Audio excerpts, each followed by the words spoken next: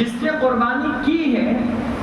اللہ تعالیٰ اس کے پچھلے سارے کے سارے گناہ کو اللہ معاف فرما دیتا ہے، پچھلے سارے گناہ کو اللہ معاف فرما دیتا ہے۔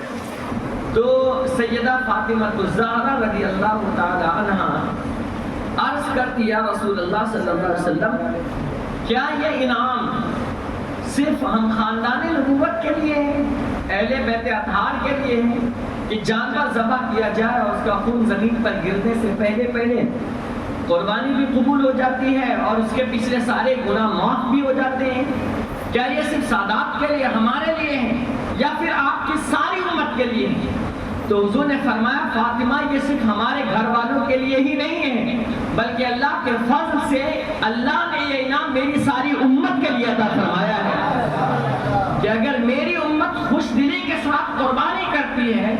اللہ کی راہ میں جانوروں کو ذبح کرتی ہے، تو اس کا خون زمین پر گرنے سے پہلے اللہ اس جانور کو، اس قربانی کو قبول بھی فرماتا ہے، اور جس کے نام سے قربانی کیا گیا ہے اللہ اس کے پچھلے سارے گناہ کو اللہ معاف بھی فرما دیا کرتا ہے، سارے گناہ کو معاف فرما دیتا ہے۔ یہ اتنا بڑا انعام ہے، اتنا بڑا انعام۔ اور جانتے ہیں جب پل صراط پر گزرنے کا معاملہ ہوگا، نفسا نفسی کا عالم ہوگا قیامت میں، بال سے زیادہ باریک اور تلوار سے زیادہ تیز وہ پل ہے جس سے ہر مومن کو گزرنا ہوگا، اور جو ایمان والا ہوگا وہ پل سے گزرے گا، لیکن یوں ہی نہیں گزرے گا، مولا اس عالم میں بھی، اس حالات میں بھی مومنوں کو یوں ہی نہیں چھوڑے گا، بلکہ اللہ اس کے لیے سواری کا انتظام فرمائے گا۔ اور وہ سواری کون سی ہوگی؟ یہی وہ سواری ہوگی جس سواری کو ہم نے بطور قربانی کے اللہ کے راہ میں ہم نے پیش کیا تھا۔ اسی لیے کہا گیا ہے کہ جانور خریدو تو تندرست خریدو، موٹا ہو، تگڑا ہو، اور کان کٹا ہوا نہ ہو، لنگڑا نہ ہو، اور اس کے سینگ ٹوٹے ہوئے نہ ہو۔ 4 عیب بتائے گئے، وہ پیر سے معذور نہ ہو کہ وہ قربان گاہ تک جا سکے، اندھا نہ ہو جس کے ذریعے سے اس کا عیب ظاہر ہو، سینگ نہ ٹوٹے ہوئے ہو، اور کان نہ کٹے ہوئے ہو۔ یہ 4 عیب بتائے گئے، یہ 4 عیب سے پاک ہو، اس کے اندر ایسی کمی نہ ظاہر ہو جس کی وجہ سے وہ عیب ڈال رکھتا ہوگا۔ حضور صلی اللہ علیہ وسلم خود جانور آپ لیتے تھے تو دمبا لیتے تھے، اور وہ تندرست ہوتا تھا، ہٹا کھٹا ہوتا تھا، اور ایک نہیں، حضور صلی اللہ علیہ وسلم 2 جانور خریدتے تھے، ایک حضور علیہ السلام اپنے نام سے کرتے تھے، اور ایک اللہ کے نبی علیہ السلام اپنی پوری امت کے نام سے کیا کرتے تھے، پوری امت کے نام سے کرتے۔ حضور علیہ السلام تھے ہی ایسے، وہ کبھی بھی اپنی امت کو کبھی نہیں بھولائے، پیدا ہوئے تو سر سجدے میں رکھ کر رب حبلی امتی کہا۔ معراج کے لیے تشریف لے کر کے گئے، 70,000 مرتبہ اللہ نے پوچھا مانگو حبیب کیا مانگتے ہو، مانگو حبیب کیا مانگتے ہو، مانگو حبیب کیا مانگتے ہو۔ ایک ہی جملہ تھا، مولا مجھے بس میری امت کو معاف فرما دے، میری امت کو میرے حوالے کر دے، تاکہ قیامت کے دن میں اپنی نگاہوں کے سامنے اپنی امتیوں کو جہنم میں جاتا نہ دیکھوں، اے اللہ میری امت کو دے دے۔ کہا اس کے علاوہ کچھ اور مانگو، کہا بس یہی چاہیے، کہا اس کے علاوہ کچھ اور مانگو، کہا بس 70,000 مرتبہ اللہ نے پوچھا مانگو مانگو مانگو مانگو مانگو مانگو مانگو، لیکن میرے آقا نے اپنے لیے نہ مانگا، نہ اپنی اولاد کے لیے نہ مانگا، نہ اپنی شہزادیوں کے لیے مانگا، نہ اپنے نواسوں کے لیے مانگا، کسی کے لیے کچھ نہیں مانگا، مانگا تو اپنی امت کے لیے مانگا، اور کہا میری امت کو مولا میرے حوالے کر۔ جب دن میں بیٹھتے تھے مجلس میں، اور جب اپنی امتیوں کی یاد آتی تھی نا تو بن بتائے نکل جاتے تھے، کسی سے نہیں۔ اور ایک دن ایسے بھی ہوا کہ حضور علیہ السلام کو جب اپنی امت کی فکر بہت ستانے لگی کہ میری امت کا کیا ہوگا، بن بتائے حضور صلی اللہ علیہ وسلم نکل گئے اور غار میں چلے گئے، مدینے کے غار میں، پہاڑ میں، اور وہاں سر سجدے میں رکھ کر کے خوب رونے لگے۔ صحابہ کرام مجلس میں بیٹھے بیٹھے انتظار کرنے لگے کہ اب آئیں گے حضور، اب آئیں گے، اب آئیں گے، لیکن حضور نے نہیں آنا تھا، آپ نہیں آئے۔ صحابہ تشویش لاحق ہوئی کہ ابھی نیا نیا اسلام پھیلا ہے اور حضور کے دشمن کثیر ہے، کثرت سے ہیں، زیادہ ہے، کہیں ایسا نہ ہو کہ دشمنوں نے میرے نبی کو تکلیف پہنچایا ہو۔ لہذا سارے صحابہ کرام پھیل گئے، مدینے کے گلیوں میں پھیل گئے، محلے میں پھیل گئے، گھر گھر چھان لیا، پورا علاقہ چھان لیا، لیکن حضور صلی اللہ علیہ وسلم نہیں ملے۔ رات میں تلاش کرتے رہے، ملاقات نہیں ہوئی، دوسرا دن بھی گیا، نہیں ہوئی، رات گئی نہیں، 3 دن ہو گئے۔ حضور علیہ السلام کی یاد میں صحابہ نے نہ کھانا کھایا نہ پانی پی، اور ایک مجنون کی طرح دیوانہ وار ڈھونڈتے رہے۔ جب آقا کا دیدار میسر نہ ہو سکا، بے چینیاں بڑھ گئی، تو پھر فیصلہ کیا کہ شاید ہو سکتے ہیں کہ مدینے کے باہر سرحدی علاقے میں گئے ہو، آؤ چلتے ہیں حضور کے کو تلاش کرنے کے لیے۔ تو سب باہر نکلتے ہیں، تو پہاڑیوں کی طرف گزرے، تو ایک بدو تھا جو بکری چراتا تھا، اس سے صحابہ کرام نے پوچھا کہ کیا تم نے ہمارے پیغمبر ہمارے آقا کو دیکھا اس علاقے میں؟ کہا کون؟ کہا محمد کو صلی اللہ علیہ وسلم۔ کہا نہیں، ہم نہیں جانتے ہیں کون ہے۔ کہا لیکن ہاں ایک چیز ہم جانتے ہیں۔ کہا کیا؟ کہا اس پہاڑ سے 3 دن سے رونے کی آواز آ رہی ہے، اور جب سے رونے کی آواز آ رہی ہے نا، تب سے ہماری بکریاں بھی کھانا پینا چھوڑ دی، نہ وہ کھا رہی ہے نہ وہ پی رہی ہے، بس وہاں سے رونے کی آواز آتی ہے تو یہ بکریاں بھی رو رہی ہیں۔ 3 دن ہو گئے ہیں۔ صحابہ کرام سمجھ گئے ہو نہ ہو یہ ہمارے آقا ہی ہے۔ صحابہ لب کے ٹلک گئے، اور جب غار میں پہنچے تو کیا دیکھا؟ نبی رحمت صلی اللہ علیہ وسلم اپنا سر سجدے میں رکھے ہوئے ہیں، اور ایک ہی آواز لگا رہے، رب حب لی امتی، رب حب لی امتی، اے اللہ میری امت کی بخشش فرما دے، اے اللہ میری امت کی بخشش کر دے، اے اللہ میری امت کی بخشش کر دے۔ حضرت ابوبکر صدیق نے کہا آقا اپنا سر اٹھا لیجیے، آپ کو آپ کی امت کے حوالے سے اللہ آپ کو ناراض نہیں کرے گا، لیکن جب میرے آقا علیہ السلام سے باتیں کہی جاتی تھی آپ اور زیادہ رونے لگتے تھے، اور زیادہ رونے۔ سب نے کہا لیکن حضور نے سر نہیں اٹھایا۔ کس کے خاطر؟ ہم گناہ گاروں کی خاطر۔ جانتے ہو پھر کسی نے کہا یہ کسی کی نہیں مانیں گے، جاؤ سیدہ کائنات کو، سیدہ فاطمہ کو بلا لے آؤ، اگر وہ گزارش کریں گے تو شاید ہو سکتا ہے کہ حضور اپنا سر اٹھا لے۔ سیدہ فاطمہ تشریف لے کر کے آتی ہے اور کہا بابا اپنا سر اٹھا لیجئے، اپنا سر اٹھا لیجئے، اپنا سر اٹھا لیجئے، اللہ تعالیٰ آپ کو قیامت کے دن ناراض نہیں کرے گا آپ کی امت کے حوالے سے۔ لیکن سر نہیں اٹھا رہے ہیں، لیکن جب سر نہیں اٹھایا تو سیدہ فاطمہ نے کہا بابا اپنا سر اٹھا لیجئے، اگر آپ اپنا سر نہیں اٹھائیں گے، آپ کی بیٹی اگر سر سجدے میں رکھ دی تو پھر قیامت تک کے لیے آپ کی بیٹی کا سر نہیں اٹھے گا، سر نہیں اٹھے گا، سر نہیں اٹھے گا، لہٰذا آپ اپنا سر اٹھا لیجئے۔ اللہ اکبر۔ اللہ کے رحمت نبی صلی اللہ علیہ وسلم کو جب آپ کی لاڈلی نے یہ جملہ کہا اللہ اکبر، تب آپ نے اپنا سر اٹھایا، ورنہ قیامت تک کے میرے آقا ممکن تھا کہ اپنا سر نہ اٹھاتے، لیکن اتنی فکر تھی، اتنا ڈر تھا حضور کو اپنی امت کے حوالے سے، تو وہ میدان محشر میں قیامت کے دن جہاں کوئی کسی کا پرسان حال نہ ہوگا، جہاں کوئی کسی کو پوچھنے والا نہ ہوگا، جہاں نفسی نفسی کا عالم ہوگا، اذهبوا الى خیری کے ترانے ہوں گے، ہر نبی کہیں گے کسی اور کے پاس جاؤ، ہر نبی کہیں گے کسی اور کے پاس جاؤ، تنہا مصطفیٰ جان رحمت ہوں گے جو ہمیں اپنی طرف بلا رہے ہوں گے۔ اللہ اکبر۔ اس قیامت کے دن اتنا ماحول خطرناک ہونے کے باوجود جس پلسرات سے ہم نے گزرنا ہوگا، اس پلسرات پر نبی کی رحمت کی وجہ سے ہم نے جو دنیا میں قربانی کی ہے، ہمیں یوں ہی پلسرات پر چلنے کا حکم نہیں ہوگا، بلکہ جہاں انسان جیسے ہی اس پل پر اپنا قدم رکھے گا وہ کٹ کٹ کٹ کے گناہ کی وجہ سے جہنم میں گرتا جائے گا۔ لیکن اے امتیوں، اپنی عظمت پر قربان جاؤ، اپنے شان پر قربان جاؤ، اپنے مقام پر قربان جاؤ، اپنے رتبے پر قربان جاؤ، اپنی عزت پر قربان جاؤ، نبی کے رحمت و فضل پر قربان جاؤ۔ ایسے ماحول میں بھی تمہیں تنہا نہیں چھوڑا جائے گا، بلکہ سواری کے لیے ہی جانور تمہیں پیش کی جائے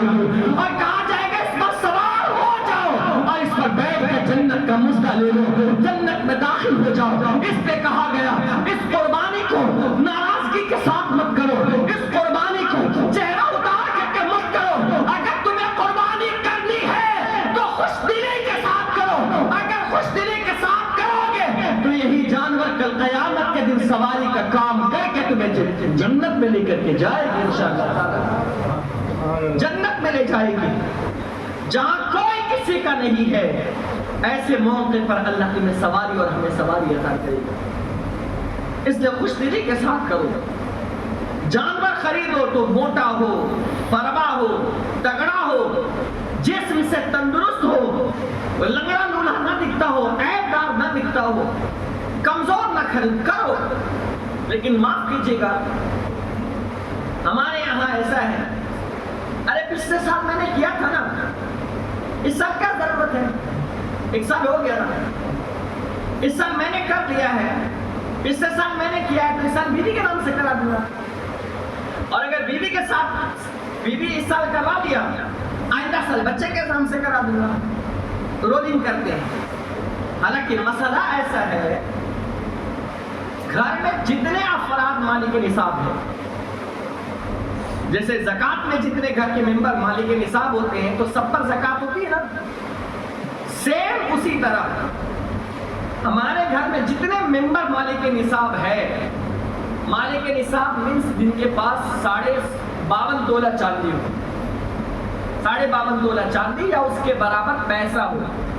قرض وغیرہ ہٹا کر کے 7.5 تولہ سونا کا سسٹم تو سمجھ لیجیے ایک دم بالکل کلوز ہونے کو آیا۔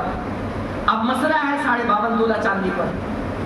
52.5 تولہ چاندی کے برابر کسی کے پاس کیش ہے، چاہے وہ بینک میں ہے، چاہے وہ ہمارے پاس ہے، چاہے ہم نے کسی کو دے رکھا ہے، اتنا پیسہ ہمارے پاس آج کے زمانے میں ہے، میرے پاس بھی ہے، میرے بیٹے کے پاس بھی ہے، میری وائف کے پاس بھی ہے، اور میری ممی کے پاس بھی ہے، اور میرے ڈیڈی کے پاس بھی ہے۔ گھر میں 5 ممبر ہے، 5 ممبر ہے، اور پانچوں کے پاس اتنا ہے، تو قربانی صرف گھر میں ایک کے نام سے نہیں ہوگی بلکہ 5 کے نام سے قربانی کرنا واجب ہوگا۔ مسئلہ سمجھ لیجیے، 5 کے نام سے قربانی کرنا واجب ہوگا، اور نیکسٹ ایئر بھی وہ مالک نصاب ہے تو نیکسٹ ایئر بھی ان 5 کے 5 کا قربانی کرنا واجب ہوگا۔ ایسا نہیں کہ اس سال میں نے کر لیا تو آئندہ سال میرے اوپر نہیں ہے۔ جس طرح زکوٰۃ میں ہر سال مالک نصاب ہونے پر ہر سال زکوٰۃ نکالنی پڑتی ہے، اسی طرح قربانی میں بھی ہر سال مالک نصاب ہونے پر ہر انسان پر جو مالک نصاب ہے ان سب پر قربانی واجب ہے۔ اور اگر کوئی قربانی نہیں کرتا ہے تو حضور کا پیغام سن لو، حضور صلی اللہ علیہ وسلم نے ارشاد فرمایا، جس کی استطاعت ہونے کے باوجود اگر وہ قربانی نہیں کرتا ہے تو حضور نے فرمایا میں یہ حکم دیتا ہوں کہ میری عیدگاہ تک کہ وہ شخص نہ آئے، میری عیدگاہ تک کہ وہ نہ آئے، اسے نماز پڑھنے کا کوئی حق نہیں ہے، وہ میری بارگاہ تک، میرے اللہ کے گھر تک آنے کے لیے اسے کوئی اجازت ہی نہیں ہے۔ آپ ذرا سوچئے تو صحیح، حضور رحمت للعالمین ہے، حضور سے زیادہ نرم دل کائنات میں نہ کسی کا پیدا ہوا ہے نہ ہو سکتا ہے۔ قرآن نے کہا فَبِمَا رَحْمَةٍ مِّنَ اللَّهِ لِنتَ لَهُمْ وَلَوْ كُنْتَ فَظًّا غَلِيظَ الْقَلْبِ لَانفَضُّوا مِنْ حَوْلِكَ۔ اے محبوب، آپ نرم دل ہے، اسی لیے آپ کے ارد کے سارے لوگ بیٹھے ہوئے، 2 لوگ ہو، ایک آپ میں سے کسی کو 2 لوگوں کو چوز کروں، ایک کھڑوس انسان ہو اور ایک نرم دل ہو، کس کے پاس آدمی بیٹھے گا؟ obviously جو نرم دل ہوگا، جس کا دل اچھا ہوگا، بات اچھی کرتا ہوگا، لوگ اسی سے کے پاس بیٹھیں گے نا۔ جو کھڑوس ہوگا، کڑک مزاج والا ہوگا، ٹیڑھی بات کرنے والا ہوگا، گھمنڈ میں بات کرنے والا، یار اس کو ہٹاؤ، اس کے پاس کون جائے گا، یہ خود رانگ نمبر ہے، ڈبل نمبر ہے، اس کے چکر میں کس نے پڑھنا ہے، اس سے بات بھی کرنا انسان پسند نہیں کرتا ہے۔ لیکن جو نرم دل ہوتا ہے نا، لوگ اس کے پاس بیٹھنا پسند کرتے ہیں، اور اللہ تعالیٰ نے میرے نبی کو کائنات میں سب سے زیادہ نرم دل بنایا ہے، اور اتنا نرم بنایا ہے، اتنا نرم بنایا ہے کہ اللہ کے پیغمبر رحمت عالم صلی اللہ علیہ وسلم کبھی کسی کا دل نہیں دکھاتے تھے، کبھی کسی کو سخت الفاظ سے یاد ہی نہیں کرتے کرتے تھے، بلکہ حضور علیہ السلام جب صحابہ کے مابین مجلس میں بیٹھتے تھے تو حضور باری باری سب کی باتیں سنتے تھے، کبھی اپنی مجلس میں کسی کو جھٹکا نہیں، بلکہ حضور علیہ السلام جب مسجد نبی شریف میں تشریف فرما ہوتے تھے، ایک واقعہ یوں ملتا ہے جو آپ نے سنا بھی ہوگا کہ ایک پاگل عورت، پاگل مدینے کی پاگل عورت، اللہ اکبر، وہ آتی تھی اور حضور کا ہاتھ پکڑ لیتی تھی، اور ہاتھ پکڑنے کے بعد مجلس سے نکال کر کے وہ دھوپ میں لے کر کے چلی جاتی تھی، دھوپ میں، اور حضور صلی اللہ علیہ وسلم اسے منع نہیں کرتے تھے، اور وہ بڑبڑا رہی ہے، بڑبڑا رہی ہے، بڑبڑا رہی ہے، حضور سن رہے ہیں، مسکرا رہے ہیں، سن رہے ہیں، مسکرا رہے ہیں، سن رہے ہیں، مسکرا رہے ہیں، اللہ اکبر۔ ایک روایت میں تو تقریباً 2 گھنٹے کے قریب تک کے اس عورت نے، اس پاگل نے، مجنونہ نے اس میرے نبی کو کھڑے رکھا دھوپ میں، لیکن حضور نے اسے اف تک کے نہ کہا۔ صحابہ کو ادھر غصہ آ رہا ہے کہ یہ پاگل نے میرے نبی کو تکلیف میں ڈال دیا، لیکن میرے آقا انہیں اشارہ کر رہے، کہہ لو ادھر نہ ہونا۔ جب اس عورت کا دل بھر گیا، اس کی گفتگو مکمل ہو گئی، تو میرے آقا نے کہا، دائی مائی اور بھی تجھے کچھ کہنا ہے؟ کہا نہیں، بس کہا آپ جائیں خوشی سے، اور جب بھی تمہیں بات کرنے کی ضرورت پیش آئے تو مجھ محمد کے پاس آ جانا، میں تمہاری باتیں سننے کے لیے تیار ہوں۔ اللہ اکبر۔ اسے خوشی خوشی روانہ کرنے کے بعد جب صحابہ کی طرف پلٹتے ہیں تو صحابہ کرام کے چہرے پر ناراضگی تھی، صحابہ کے چہرے پر غضب تھا، اور کہا آقا وہ کیسی عورت ہے کہ آپ کو اس نے 2 گھنٹے تک کم و بیش دھوپ میں کھڑے کر رکھا ہے، ہمارا دل تو یہ چاہتا تھا کہ ہم اسے ماریں۔ میرے آقا نے فرمایا خبردار اسے کچھ نہ کہنا۔ کہا آقا وہ پاگل ہے، وہ مجنون ہے، آپ اس کے لیے کھڑے ہوتے ہیں۔ میرے آقا نے فرمایا سنو، اسی لیے تو محمد ہوں، جس کی کوئی نہیں سنتا ہے اس کی محمد سنتے ہیں، جس کا کوئی نہیں ہوتا ہے اسی کے لیے محمد کو بنایا گیا ہے۔ جب کوئی کسی کا سنتا نہیں ہے تو ایک بار مدینے والے آقا کو پکار کر کے دیکھو، سنا ہے آپ ہر عاشق کے گھر تشریف لاتے ہیں، میرے گھر بھی وہ چلا تھا یا رسول اللہ۔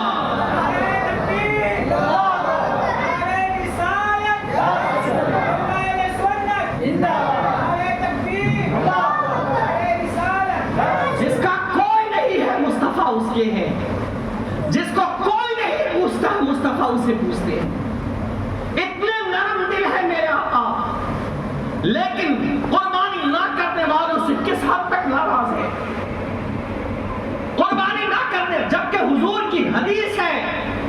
میرا دل یہ چاہتا ہے کہ میں کسی سے کہوں کہ اذان دے، اور کسی سے کہوں کہ وہ نماز پڑھائے، اور میں محلے میں نکل جاؤں، اور جو لوگ نماز پڑھنے کے لیے نہیں آئے ہیں کہتے ہیں، حضور علیہ السلام فرماتے ہیں میں آگ لگا کر کے ان کے گھروں کو آگ لگا کر کے جلا کر کے میں راکھ کرتا ہوں۔ اس حد تک حضور ناراضگی کا اظہار فرماتے ہیں۔ میرا دل یہ چاہتا ہے کہ میں اس کے گھر میں آگ لگا دوں تاکہ وہ اسی میں جل کر کے راکھ ہو جائے۔ اتنی ناراضگی کا اظہار فرماتے تھے۔ کبھی احساس ہوا ہے ہمیں نماز کے بارے میں کہ میرے نبی کو کتنی تکلیف ہوتی ہے؟ حضور نے فرمایا نماز میری آنکھوں کی ٹھنڈک ہے، جس نے نماز ادا کی نا اس نے میرے دل کو تسکین پہنچایا۔ آج لوگ پکچر دیکھنے کے لیے گھنٹوں گھنٹوں گھنٹوں ٹائم لگا دیتے ہیں، سیریل دیکھنے کے لیے گھنٹوں ٹائم لگاتے ہیں، لیکن ان کے پاس وقت نہیں ہے کہ نماز کے لیے۔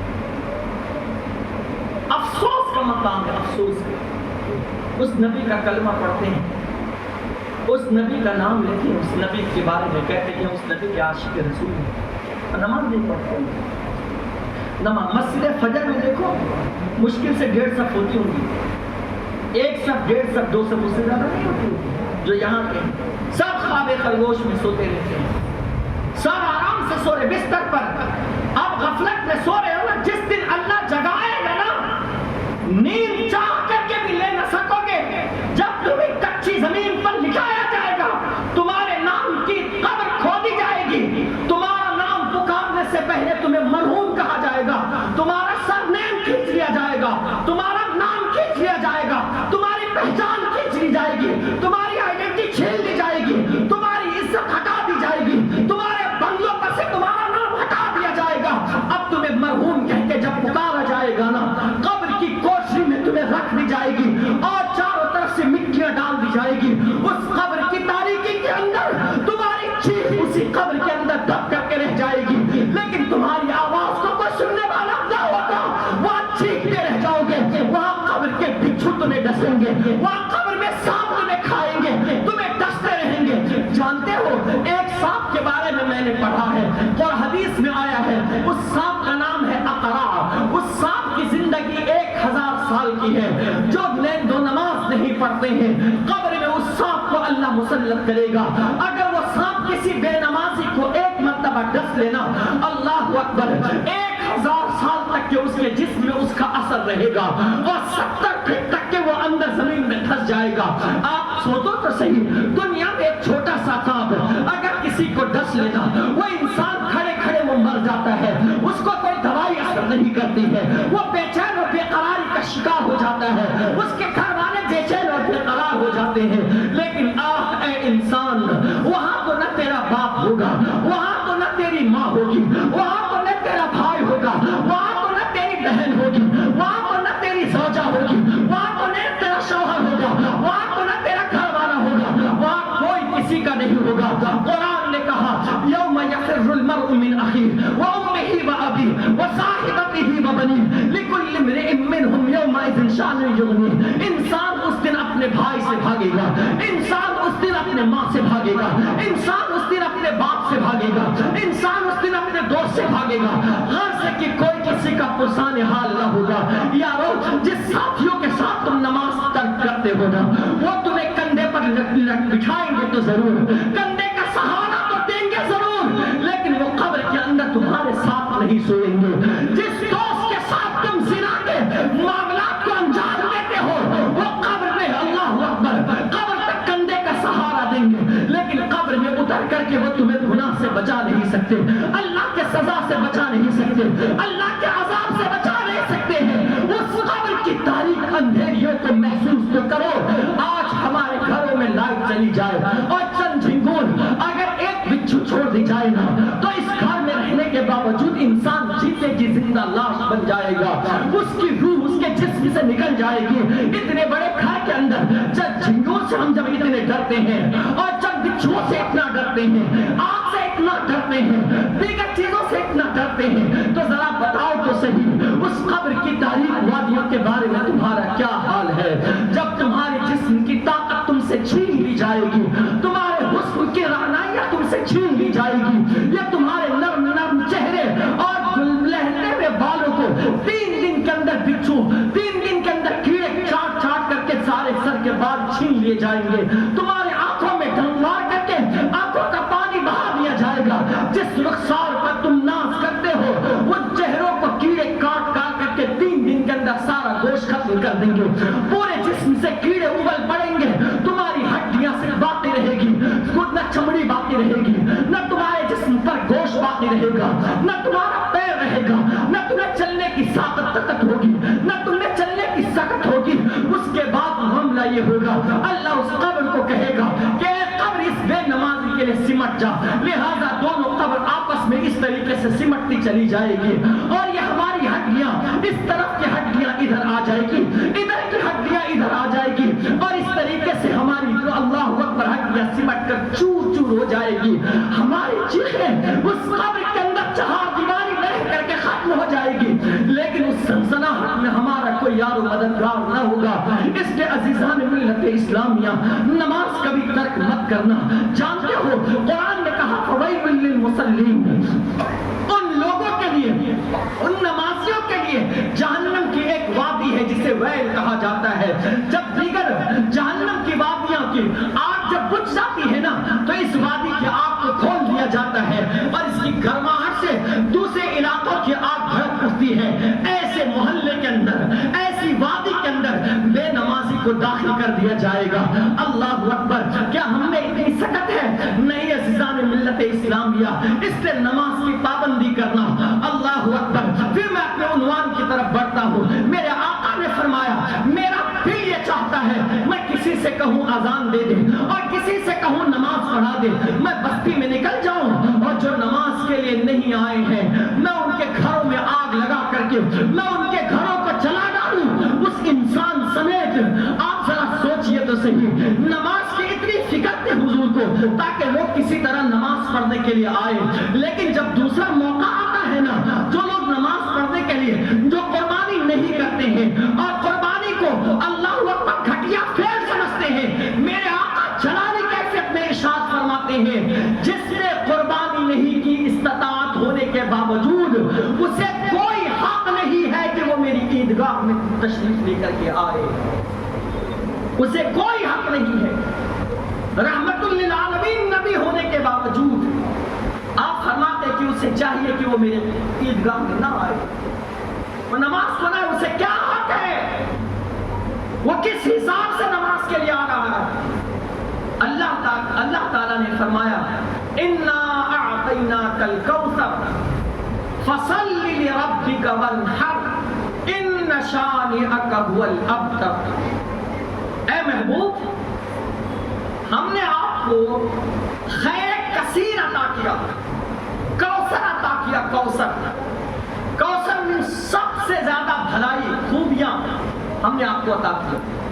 دنیا کی بھی بھلائی عطا کی، آخرت کی بھی بھلائی عطا کی، اور جیسے میرے آقا ہے ویسا نہیں کوئی،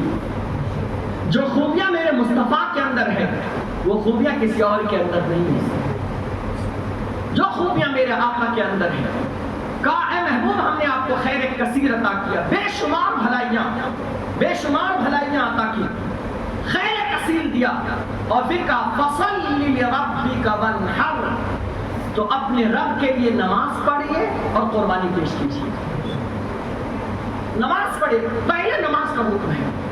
مومن ہے تو نماز پڑھے، ایمان والا ہے تو نماز پڑھے، کلمہ پڑھتا ہے تو نماز پڑھے، اسلام کو فالو کرتا ہے تو نماز پڑھے، شریعت مطہرہ کا پابند ہے تو نماز پڑھے، اپنے آپ کو نبی کا غلام کہتا ہے تو نماز پڑھے، نماز کے بغیر کوئی چھٹکارا نہیں ہے، بے نمازی نہ بنو، نماز پڑھو، نماز، یہ نماز تمہیں قبر میں بھی کام آئے گی، حشر میں بھی کام آئے گی، جنت میں بھی کام آئے گی۔ الوضوء مفتاح الصلاۃ والصلاۃ